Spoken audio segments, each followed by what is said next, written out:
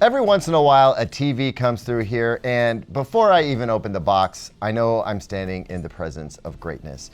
This is one of those moments.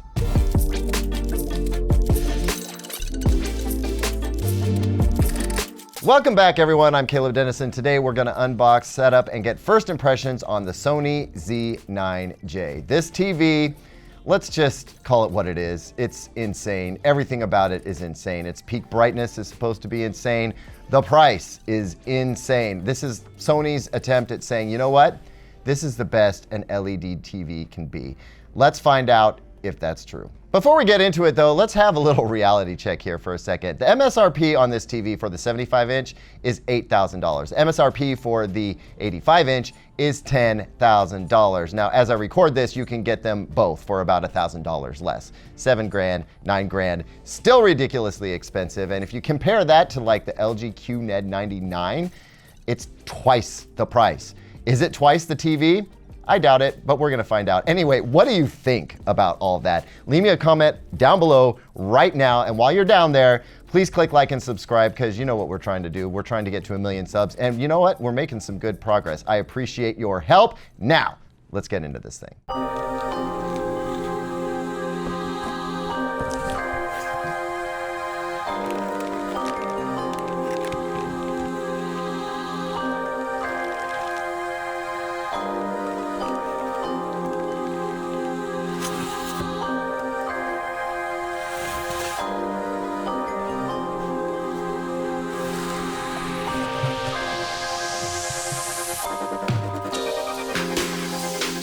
Okay, can we just take a second and recognize what's happening here?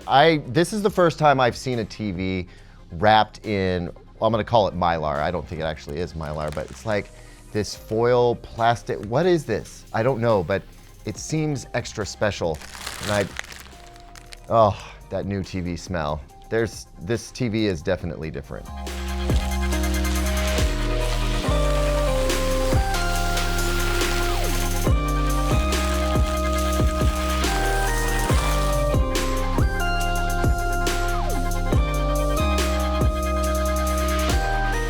Okay, so here's everything that comes in the box. Not a ton of stuff considering how expensive the TV is. Mostly it's decorative panels. These are gonna help cover up the cables. Speaking of cable management, here it is, 4 zip ties. That's pretty much what we get. A couple of legs, 3 different leg positions that we'll talk about in a little bit.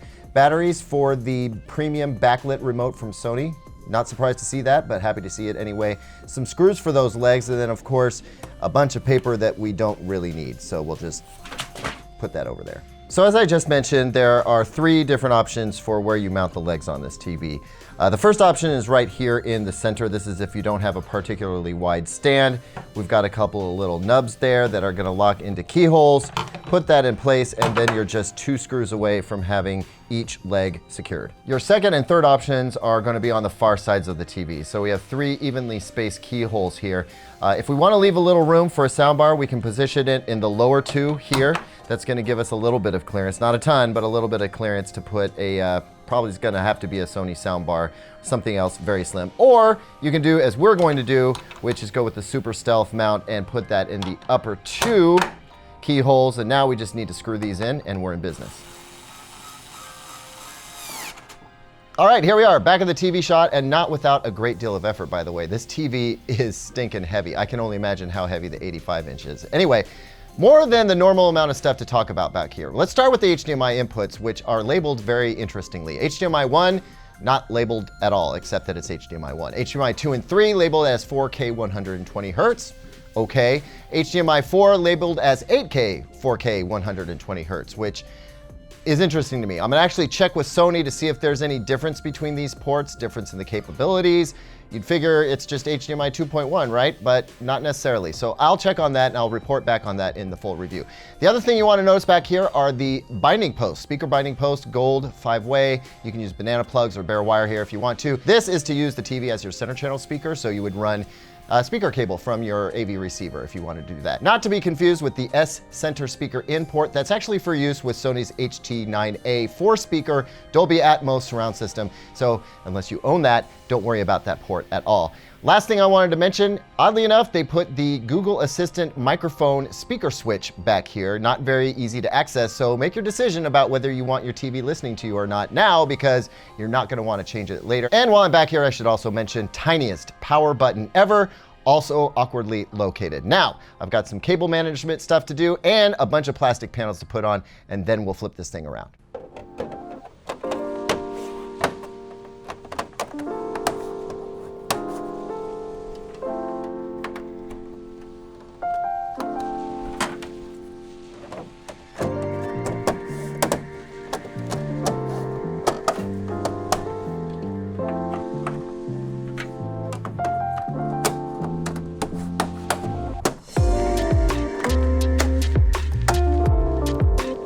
And here we are, all set up. And did I mention this TV is heavy? Have 2 or 3 helpers around if you're going to do this without the aid of a professional. But honestly, if you're going to wall mount this thing, call in a pro. Like, this TV is just too heavy and too expensive not to get it done right. From the side of the TV, it's about what I expect. Fairly thick. It has a very advanced backlight system. It needs room to breathe, so that's to be expected. Not super thin. From the front, it's a rather big black slab. You have relatively thin bezels around the edge. You also have the black matrix that goes around, so it's not edge-to-edge screen like you might get with some of Samsung's more advanced TVs. But I think what really matters is what's inside the picture that we're going to get from this TV, and we don't get to see that unless we get to setting it up. So let's get to it.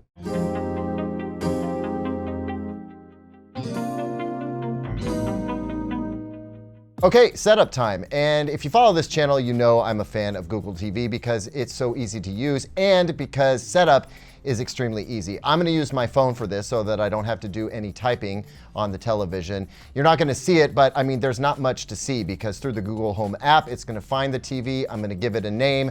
I'm going to give it certain permissions. One of the most notable things here, though, is that I can choose to allow it to recognize different voices. So not only is it going to allow me to use voice control, but if there's multiple people in the home, it'll recognize the voice of the person and customize the content that it suggests for that person. It'll also customize the layout if you want to. I love that. There's so much versatility here.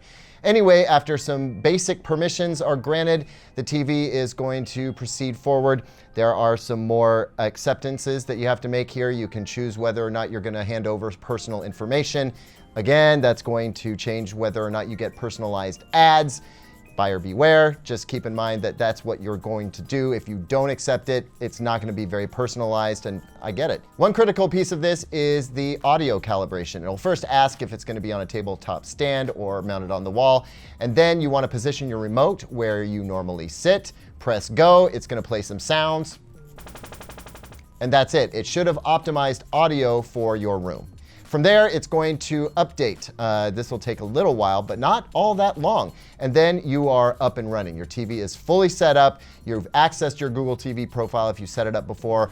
All of your apps are there, and you're going to be logged in automatically. It's so fast, so simple, and I love it. Now it's time to start messing with the picture settings. And I don't expect to have to do a lot of work here because Sony's out-of-box picture presets are generally fantastic. Also, I should note, I'm not getting bowled over with brightness right now, which I think is great because that indicates to me that this TV is not going to be bright for brightness sake. It's going to be selective about the brightness. Out of the box, the picture mode is standard. This may work well for a lot of folks, but as you know, I'm going to choose custom. I will go ahead and go through here: cinema, considerably darker, game mode, graphics, photo, and we'll land on custom. Let's move down here. The ambient light sensor is on by default, and I noticed that that's going to handle auto luminance level, the tone curve, and the white balance. This is going to basically try and make the TV look as best as it can, depending on your room environment. Because I want complete control, I'm turning it off right now, but we'll test that, and we'll talk about it in the full review. As we move down, we can adjust the brightness if we want to. There's gamma controls right here, which I love seeing. That's just enough to be dangerous. But really what we need to do is get into some of the Dimming settings and motion settings. Auto local dimming is currently set to medium. I'm going to leave this at the default and see what happens when we change it later. Peak luminance is turned off right now. Now, as we know, this can have a dramatic difference on the picture quality. So again, we're going to play around with that once we get into the full review. Down to clarity. Reality creation. Normally I blow right past this or just turn it off, but the thing is, Sony's new XR AI cognitive processor is so good that this reality creation is actually really stellar. I'm gonna leave it on auto right now. It's not so much edge enhancement as it is contrast enhancement, and so we're gonna play around with this, but I think the auto setting is actually gonna serve us really well for that.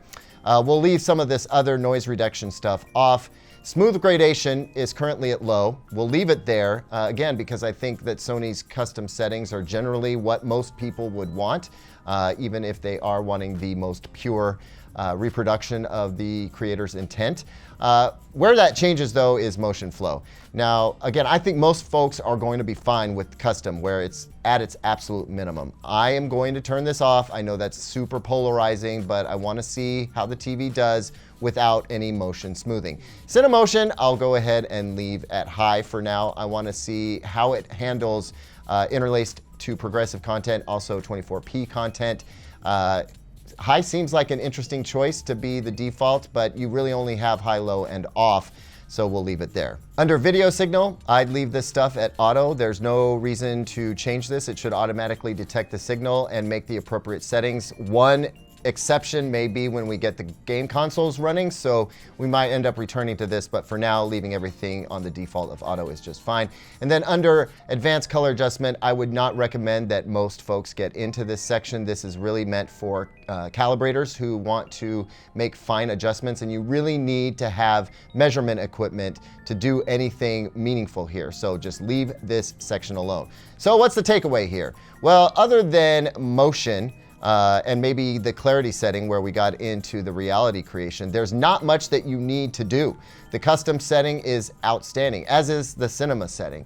I think if you want a slightly brighter picture for your SDR stuff, that you could make an adjustment to the overall brightness. But generally speaking, with Sony, you're gonna get a great result with the out-of-box picture presets. So those settings we just made were great for the home screen, but they don't apply to apps. So we open an app, this is Netflix, and as we can see, it's in standard mode. So we're going to go ahead and replicate everything that we just did. I'm gonna move into the custom mode. Now, because it is Netflix, there will be Netflix calibrated mode. If you're not familiar with that, that means that it's going to optimize the picture quality for what the creator intended. I'm not a huge fan of this. I don't think it's necessary, but if you like the idea of seeing everything on Netflix the way it was intended, you can always turn that on. We do see that the ambient light sensor is turned off, so that's a good start. Let's keep going down to clarity. We see that reality creation is set to manual. I'm going to move that to auto. Move down to motion. It is on custom, so we'll turn that off once again, and then leave Cinemotion at high, and all the other stuff is at their default. Now, let's pull up something in Dolby Vision. So I've queued up and paused a show in Dolby Vision. We'll go in and we can see right now we're at Dolby Vision Bright, which honestly I think is what most folks are going to want. I'm gonna change this to Dolby Vision Dark because honestly this TV is bright enough without it. Again, Netflix calibrated mode is available. Ambient light sensor is off. Let's keep going down to clarity.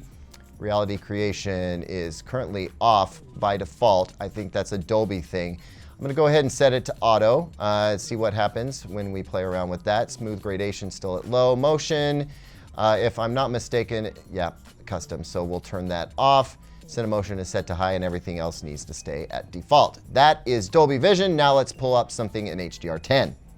Okay, here we are in YouTube. We've pulled up an HDR video clip. Gonna hit settings and hey, look, we're in custom. That's encouraging. HDR mode is in custom. We'll just double check everything here. Motion is set to off. All right, so it copied over some of the stuff that I did in either Dolby Vision or SDR. Either way, I'm happy that HDR is set up, at least for the apps. Now let's pull up our Blu-ray player and see if anything copied over to HDMI. Well, here we are with our Blu-ray player, and sorry to say, nope, didn't copy over to HDMI. So it looks like we'll need to make settings for the HDMI inputs as well.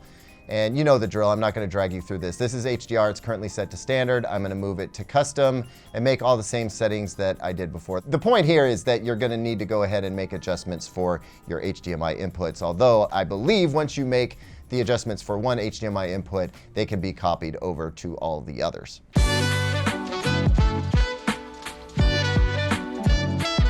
Okay, so first impressions? Well, first of all, we definitely won the panel lottery jackpot. This may be the cleanest screen I've ever reviewed outside of an OLED TV. I'm really looking forward to putting some grayscale slides and seeing if there's any dirty screen effect at all. Second of all, the brightness is definitely there. Can't wait to measure it and see just how much brightness we're getting, but the HDR punch is absolutely there for sure. Overall, entirely favorable. I think this TV is going to come out amazing. The question isn't going to be, is this TV amazing? I think the question is this TV amazing enough to justify its price? That's going to be a tough question to answer, but I look forward to doing so in our full review, which will be coming very soon. Thanks as always for watching, everyone. How do you feel about the fact that all the best TVs are 8K TVs now, with the exception of a few 4K OLEDs? Leave me a comment about that down below. Don't forget to like and subscribe. And here's 2 other videos that I think you'll like.